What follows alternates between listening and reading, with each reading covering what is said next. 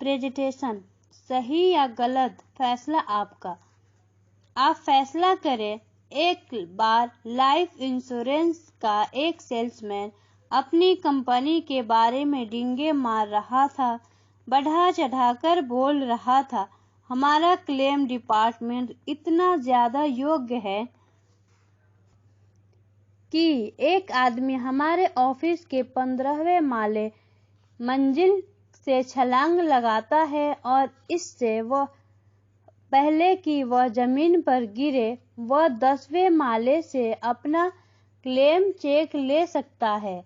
दूसरी बार एक life insurance salesman एक क्लाइंट के लिए आवेदन पत्र भर रहा था और वहां एक सवाल था कि उनके पिता की मृत्यु कैसे हुई। कारण देना था। क्लाइंट थोड़ा परेशान था क्योंकि उसके पिता को फांसी की सजा दी गई थी।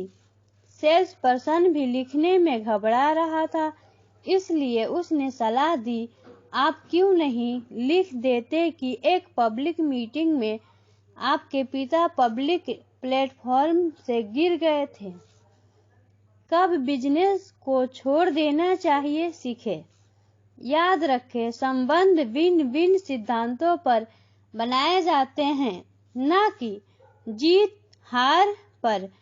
नीचे लिखे हालातों में सेल को छोड़कर जाना ही बेहतर है।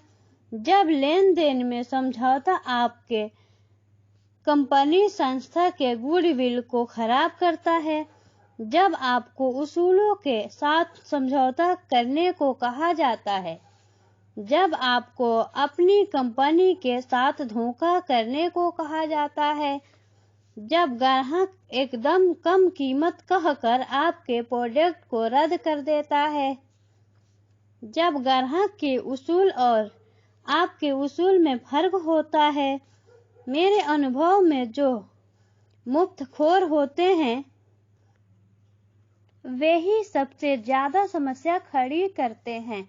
वे चाहते हैं कि आपके प्रोडक्ट की कम से कम कीमत दी जाए और सेल के बाद बहुत सारी शिकायतें करते रहें। ये ग्राहक आने वाले समय में दुख देते हैं। याद रखें, जो आपको धोखा देने के लिए कहता है उसे जैसे ही मौका मिलेगा वो आपको धोखा देगा, इसकी परवाह किए बिना कि वह आपको धोखा देता है या नहीं। क्या आप बिजनेस लेने के लिए मूल्य के साथ समझौता करना पसंद करेंगे? एक बार एक मैनेजर ने सेल्स पर्सन के खर्च अकाउंट को देखा कि एक जगह पर कुछ रकम बहुत ज्यादा थी। उसने सेल्स पर्सन से पूछा, क्या तुम इस रकम के बारे में बता सकते हो? सेल्समैन ने कहा कि वे उसके होटल के खर्च हैं।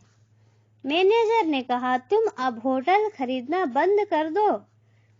कुछ नैतिक मूल्य पर आधारित संस्थाएं उन लोगों को नहीं रखते हैं जो कि ऐसी संस्था में 3 महीने से ज्यादा टिक चुके हो, जिन्हें अनैतिक जाना जाता है, क्योंकि यह दिखाता है कि वे इस तरह के अनैतिक अभ्यास को बढ़ावा देकर सहमति देते हैं, वरना वे उस संस्था में 3 महीने से ज्यादा कैसे रह सकते हैं। जिस सेल्स पर्सन में संकल्प की कमी है वे निश्चित ही क्लाइंट से झूठ बोलते हैं और उन्हें झूठी जानकारी देते हैं। वे अपनी कंपनी से भी झूठ बोलते हैं और सेल नहीं करने के अनेक बहाने बनाते हैं। केवल पहला झूठ बोलना मुश्किल होता है, उसके बाद वो आसान हो जाता है। अनुभव बताता है कि जो झूठ बोलते हैं वे चोरी भी करते हैं। एक अच्छा प्रोफेशनल अपनी आत्मा के विरुद्ध कभी किसी चीज को नहीं बेचता है। वह अपनी चेतना आत्मा के खिलाफ नहीं जाता है। मैं याद करता हूँ, एक बार मैंने एक लाइफ इंश्योरेंस बेचा था जहाँ मेरा कमीशन $2000 बनता था। मैं घर आ गया लेकिन कुछ मुझे परेशान कर रहा था। मेरी पत्नी ने पहचान लिया और उसने मुझसे पूछा कि मैं क्यों परेशान हूँ। मैंने कहा कि मुझे तसल्ली नहीं है कि मैंने सही किया और क्लाइंट को उस पॉलिसी से फायदा होगा या नहीं जिसे मैंने उसे बेचा है। उसने मुझसे कहा, आप क्लाइंट से ज्यादा लाइफ इंश्योरेंस के बारे में जानते हैं। आपके पास क्लाइंट की आर्थिक स्थिति के बारे में तथ्य और जानकारी है। अगर आप यह जानना चाहते हैं कि आपने गलत किया या सही, आपने आपसे पूछे, आप खुद को उस क्लाइंट की जगह पर रख कर देखें कि क्या आप इस पॉलिसी को खरीदते हैं।